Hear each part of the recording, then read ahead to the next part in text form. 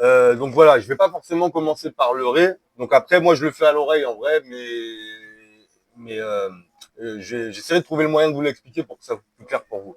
Mais après, bon, vous pouvez travailler à l'oreille et par exemple, maintenant vous avez votre 808 ici. Là, elle est un peu aiguë. Moi, j'ai envie de descendre plus bas, donc je vais descendre ici pour passer en D2. Là, on est vraiment dans le grave.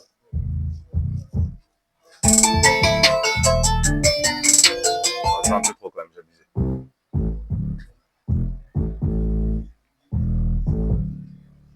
Voilà. J'ai trouvé 3 notes. Après, vous trouvez les basses façon généralement, il y a 4-5 notes et c'est juste vous les arrangez différemment. Donc là, je vais faire un truc un peu à l'oreille. Après, on peut le modifier avec la souris pour voir. Donc, hop.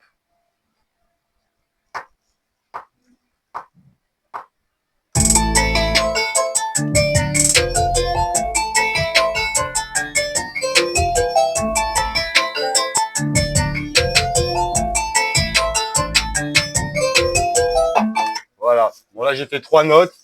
Il y a que 3 notes. Après, une fois que vous les avez, elles sont là. Je vais les quantiser toujours pour que. Donc là, je vais les quantiser à la double croche. Voilà. Donc là, ça me les recale. Et j'écoute et après, on va délirer parce qu'il y a des techniques sur la 808 qu'on appelle le glide qui fait les effets voilà. Et ça, donc du coup, je vais monter des notes super haut pour que ça me fasse un effet de ouh. Voilà.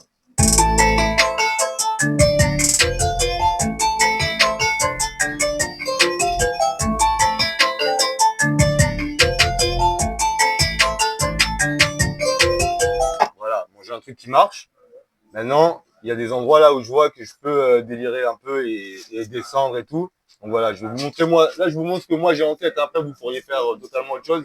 Voilà, moi, c'est un peu mon inspi à moi.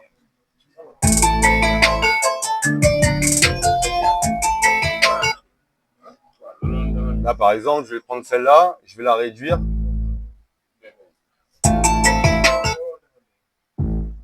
Et je vais la monter l'autre super haut.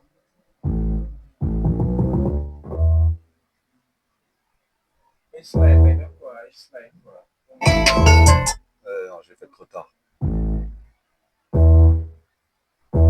Et comme je monte super haut, ben la prochaine, je vais descendre super bas. Voilà.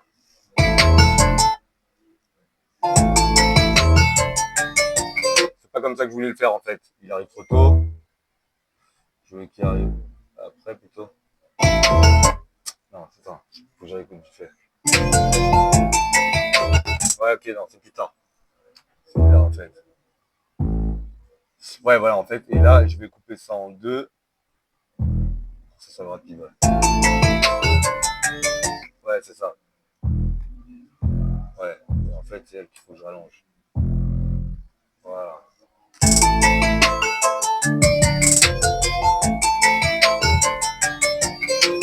Ok. Là, c'est cool. J'ai la note, mais maintenant, on va utiliser ce qu'on appelle le glide. Parce que ça fait pas bien le comme ça, là. Donc ça, on va utiliser le glide. Le glide, c'est ça. Donc c'est sur mon sampler, toujours. Ici, j'ai glide. Donc là, bend range, ça veut dire, en fait, c'est le nombre d'octaves. C'est-à-dire, par exemple, si je suis là, une octave, c'est Do, Do. Là, j'ai une octave. Là, j'ai une deuxième octave. Donc là, le bend range, ça veut dire que lui, il va glider.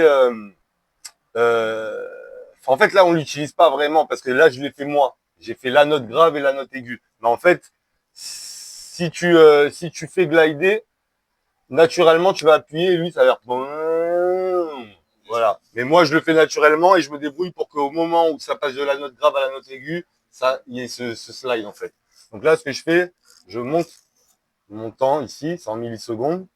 Et là, vous allez voir que sur cette partie-là, par exemple, ça va faire un J'ai peut-être pas mis beaucoup là, assez. On va essayer là. Non, ça marche pas, attends.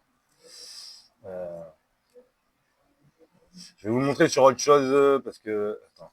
C'est quoi ça?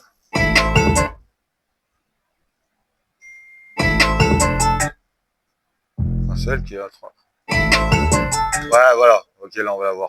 En fait, après, pour que la glide, on l'entende bien, il faut que cette note-là, elle dépasse un peu sur l'autre. En fait, c'est le fait qu'elle se superpose les deux qui fait que ça veut tranquillement.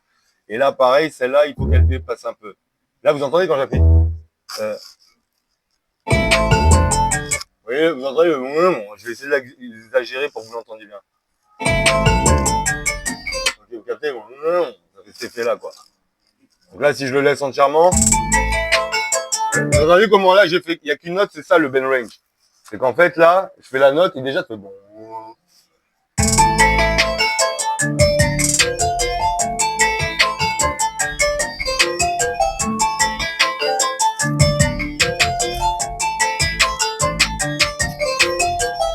Voilà. Donc, du coup, vous gérez le glide en fonction pour avoir ces effets-là. Et après, au plus vous faites des écarts de notes, au plus ça glide en fait. Donc là, par exemple, je vais encore exagérer le truc que j'ai fait tout à l'heure. Donc là, je réduis. Je vais baisser le glide parce que là, quand même, je vais abuser. Donc là, voilà, je baisse ici. Généralement, vers là, c'est pas mal, quoi. Peut-être un peu moins. Ça dépend, en fait, de la vitesse aussi du morceau, etc. Et hop. Du coup, je vais... Voilà, ça qui est... Allez, comme ça, là. Voilà, merci. Ok. Donc là, maintenant, je vais mettre ça aussi ici pour que vous puissiez bien voir. Ok, voilà. Donc là, j'ai la note que j'ai montée là-haut, celle-là. Je fais encore la monter. Et là.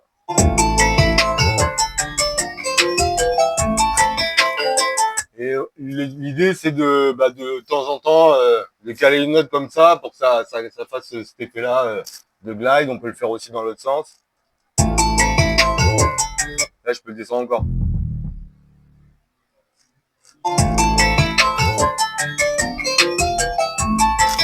Voilà, et celle-là, voilà, je ferai ça, moi.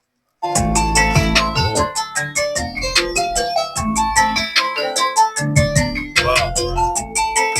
Et là, on commence à avoir un truc qui commence à ressembler à une prod de ballard trap. Voilà. Donc bon, pour l'instant, on a fait ça, c'est cool. Maintenant, l'idée, c'est que je vais virer moi les pistes et chacun un tour de rôle, vous essayez de faire votre truc. Et après, ce qu'on va faire, c'est que là, donc il y a ces deux loops là que j'ai fait de base. Maintenant, ça, sur 3 minutes, ça va être un peu lassant.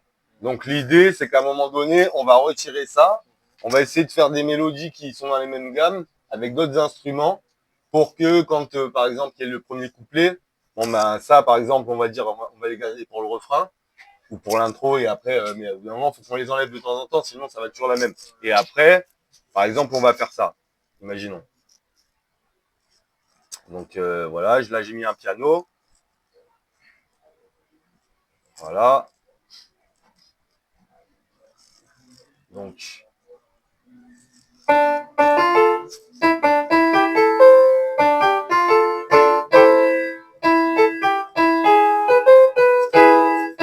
Voilà, par exemple. Donc on va laisser tourner le truc. Alors en fait, ce qu'on va faire, on va déjà, comme là j'ai rajouté le truc.